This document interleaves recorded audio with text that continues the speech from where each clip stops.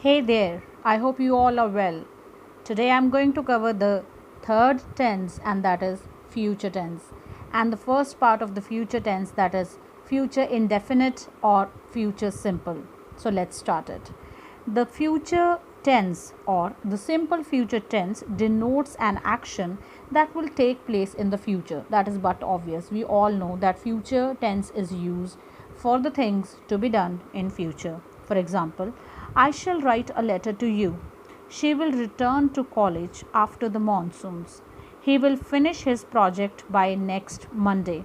In all these examples, you can see the usage of helping verb shall and will. Generally, the rule says that we use shall with I and we use will with rest of the subjects. But these days, the usage of the shall has been discarded. Discarded means we are not using it much. We are using it only when we are making a polite request, a very polite request.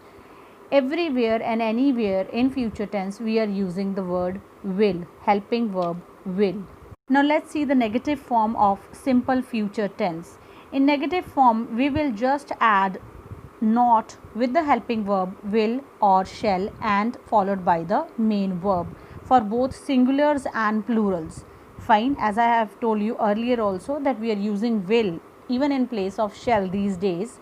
We are not using shall, it is considered as obsolete, it means no more in use. Otherwise, when we were kids, we were taught by our teacher that we have to use, we had to use shall with I and we, but these days the scene is not that. And for both singulars and plurals, there is no game of singular and plural in future tense. Fine. So the examples are I will not write the assignments. Fine. And she will not participate in the competition. Here you can see that I have used the word will with I because there is no polite request. So we can use will everywhere. Nobody is going to deduct your marks in exams if you are using the word will everywhere in simple future tense. Fine. Next is interrogative form of simple future tense, means if you have to ask questions in by using simple future tense interrogative form, what is the structure? That is helping verb, then subject, and then the main verb, and rest of the sentence, that is object. Example, shall we visit the doctor today?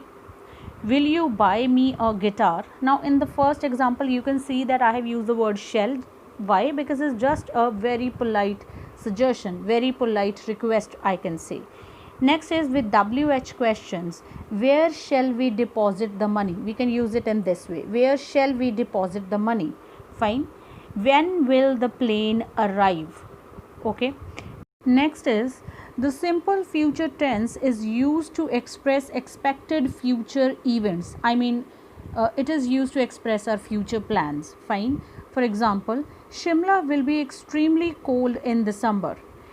The elections will be held next year. We know very well that Shimla is a very cold place in India. We already know about it. So that is why we are predicting that thing. Fine.